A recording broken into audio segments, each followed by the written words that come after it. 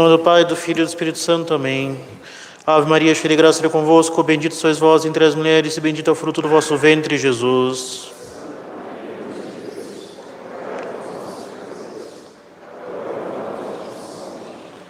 Ó Maria, concebida sem pecado. Pode sentar.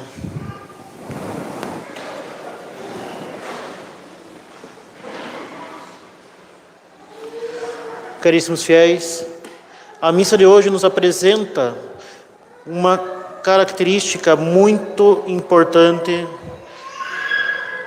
e essencial do amor de Deus. Ele é essencialmente misericordioso. O amor de Deus é essencialmente misericordioso. De fato, caríssimos, Deus é amor, como diz São João em sua epístola, e no mistério de sua vida íntima, Ele ama a si mesmo. As três pessoas da Santíssima Trindade, Pai, Filho e Espírito Santo, com efeito, vivem uma vida de perfeita comunhão e alegria. No entanto, não podemos afirmar que elas têm misericórdia entre si. Afinal de contas, é apenas ao pobre, ao indigente, ao miserável, aquele que sofre e possui misérias, que se pode amar com misericórdia. Trata-se, portanto, de um amor entre desiguais, um amor que vem de cima para baixo. Deus, na sua perfeição, na sua sublimidade, que se basta a si mesma, lança um olhar compassivo para o homem, cheio de misérias e pecados. E, contemplando este pobre pecador, Ele o ama com um amor infinito. E o ama a tal ponto que o próprio Deus decide despojar-se de sua glória e vir ao encontro daquela única ovelha extraviada. A misericórdia divina move o Senhor a procurar com zelo, e poderíamos dizer até com uma certa impaciência, se assim fosse possível, aquela única ovelha desgarrada entre tantas outras, aquela moedinha sem grande valor em si mesma, mas preciosa aos olhos daquele que tem ao seu redor uma multidão de justos.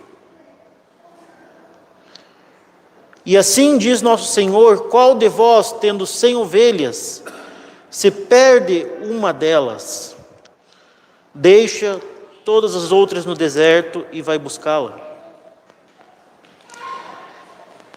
Então nós devemos, em primeiro lugar, notar que essa perda não é de modo algum imputável ao proprietário.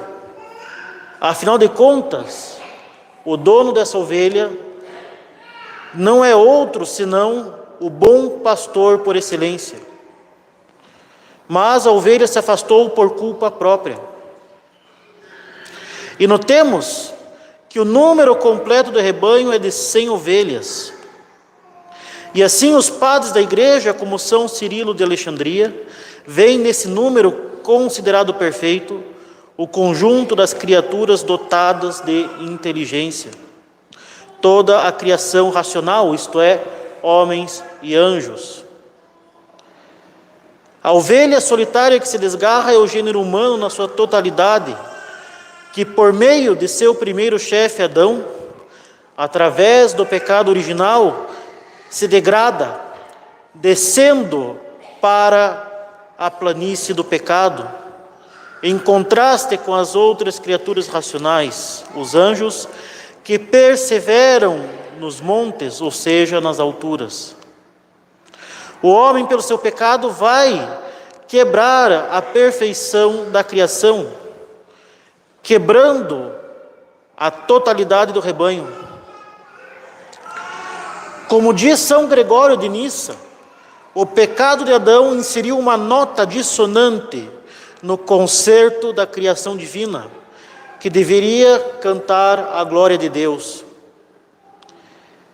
Diz São Gregório de Nissa: houve um tempo em que a criatura racional constituía um só coro, dirigido por um só regente do coro, que lhe dava harmonia e consonância. A intervenção do pecado fechou a boca dos que foram vencidos pela malícia e fez cessar a voz da exultação. A criatura humana deixou de participar do concerto angélico. E assim a rebelião do pecado original rompeu a unidade do redil comum, formado pelos anjos e pelo homem. Desde então, este redil ficou incompleto.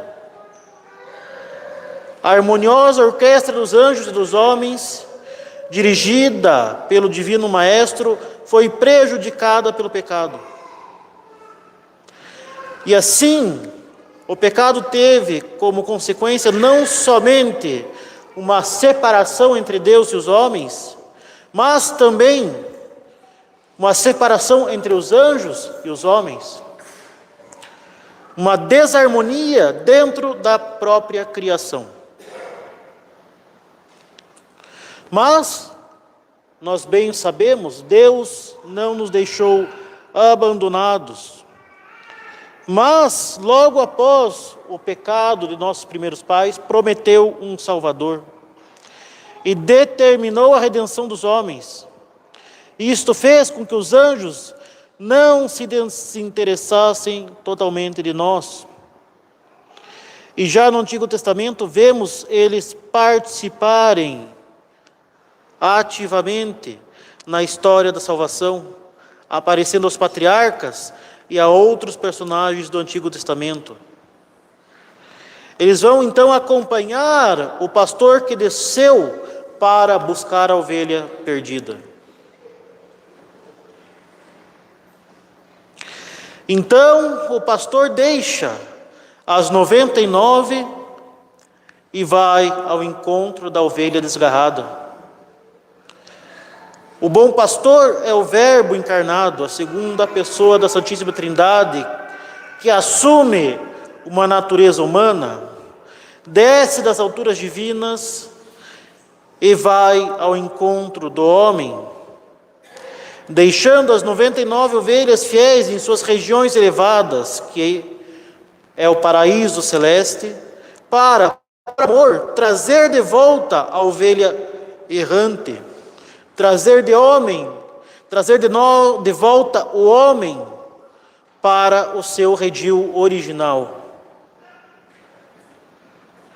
Mas, diante desta ação, nós poderíamos, com razão, questionar: como pode ser que o pastor abandone todas as demais ovelhas, exercendo e mostrando caridade somente para com uma delas?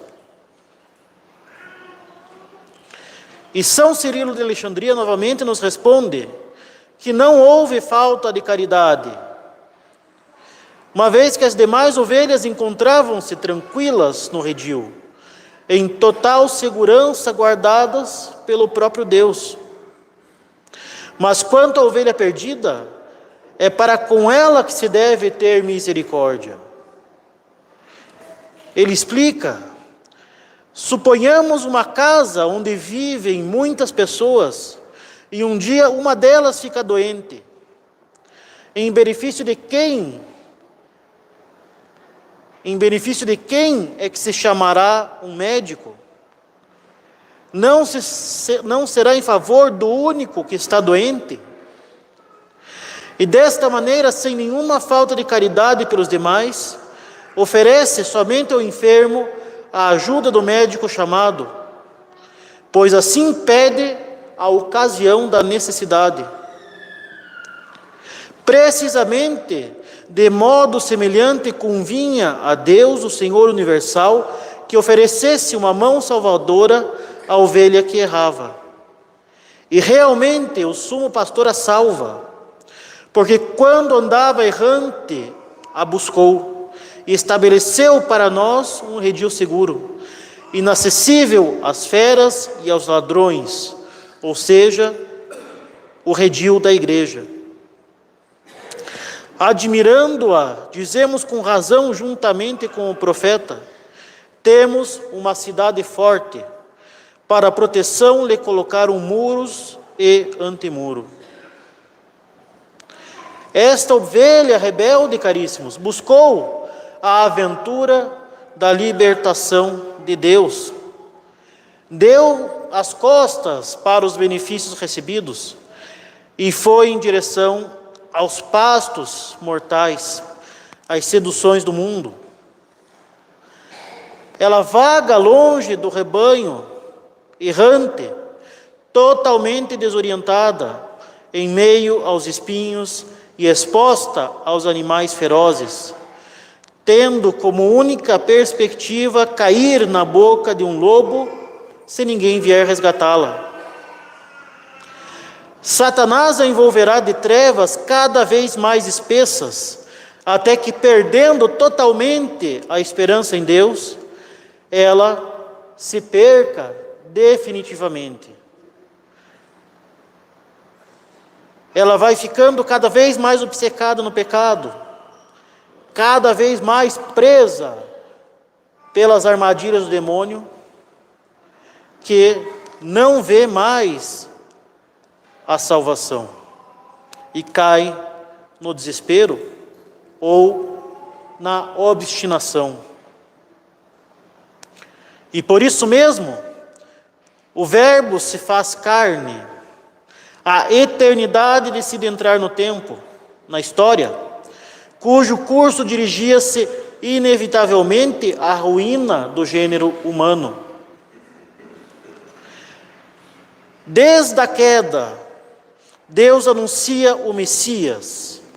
E enquanto o gênero humano andava como ovelha errante, Deus guiará um povo eleito para guardar as suas promessas e para dele sair o Salvador, o segundo Adão.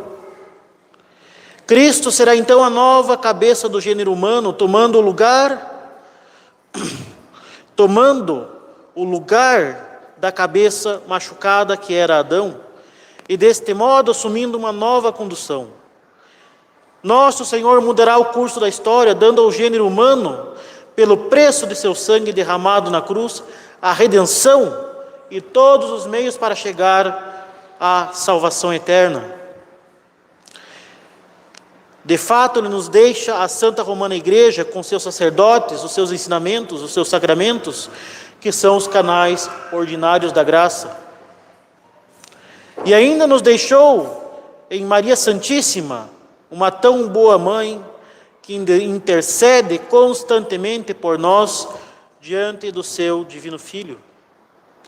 Se nosso Senhor é o novo Adão, nós temos em Nossa Senhora a nova Eva, que nos conduz para a salvação, consertando o pecado da primeira Eva, que conduziu o homem ao pecado. Caríssimos, Deus nunca nos abandonou e nunca vai nos abandonar. Não há pecado que lhe impedirá de vir sempre ao nosso encontro buscando a nossa conversão. Deus definitivamente quer que nos salvemos. Ele não se esquece de nós. Ele quer a nossa salvação, a salvação desses pobres e miseráveis pecadores, ovelhas desgarradas e insignificantes dracmas. E é por isso que nós temos ao nosso dispor, é por isso que cada um de nós tem ao seu alcance a totalidade do sangue do Verbo encarnado derramado na cruz. E por isso mesmo, por um tão grande e precioso preço pago, com infinitos sofrimentos, que Deus não desiste de nós. Ele não quer que o sangue do seu divino Filho tenha sido derramado em vão. E assim a missa de hoje nos revela como Deus é ativamente misericordioso.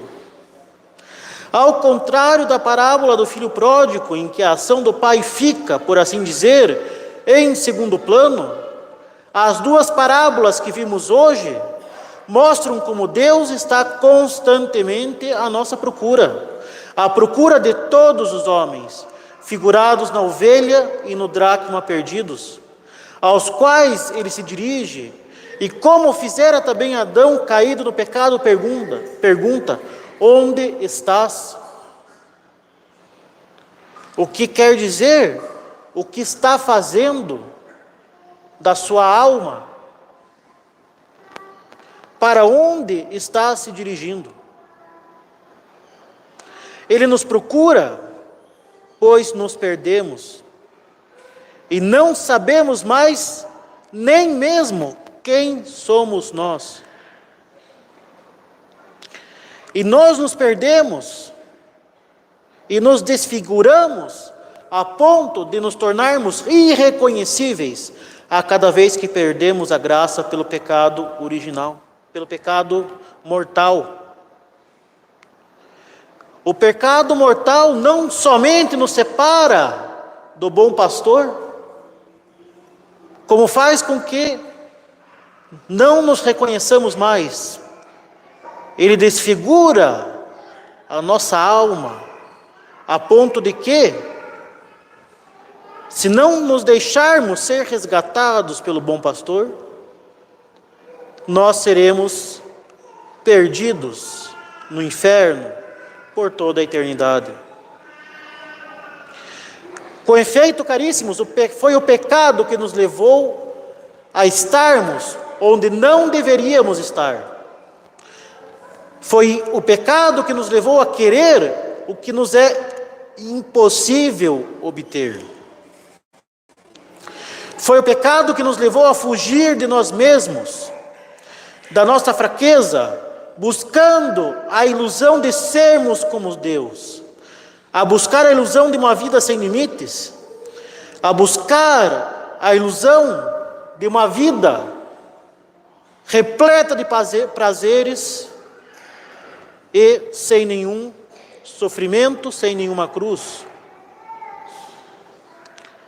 Foi o pecado e o autor do pecado, o demônio, que nos leva a buscar permanentemente uma constante ilusão, em que nós mesmos decidimos aquilo que é bom e aquilo que não é, que nos leva a nos escondermos da face do Senhor, como fizeram nossos primeiros pais. E todas essas mentiras, todas essas ilusões, que tem no demônio, o pai da mentira, o seu autor, nada mais é que a vida do pecador. A vida baseada nos princípios do mundo, do pecado. A vida que segue os princípios da nossa carne, corrompida pelo pecado original. A vida conforme as máximas do demônio, que não somente nos conduz à perdição eterna, como nos leva ao contrário do que essa mentira prega, nos leva a uma vida de angústia e sofrimento, uma vida verdadeiramente angustiante e desesperadora. Afinal, na medida em que nós nos colocamos contrários, à medida que nós nos colocamos contra Deus e que nos iludimos que nós poderemos ter somente prazer sem nenhuma cruz, nós acabamos por literalmente quebrar a cara. Nós nos deparamos com a realidade. E a realidade é que nós fomos feitos para a eternidade por meio da nossa união à cruz de Cristo. Então, caríssimos, não fujamos do bom pastor. Deixemos ele nos resgatar.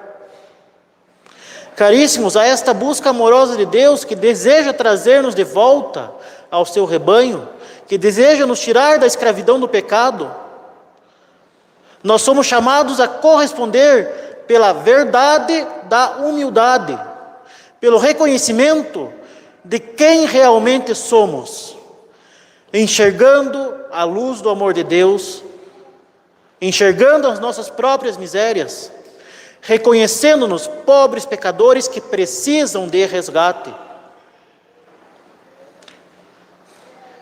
reconhecendo que nós somos efetivamente criaturas pecadoras, que se não fosse pela graça de Deus, correriam direta e alegremente para o inferno.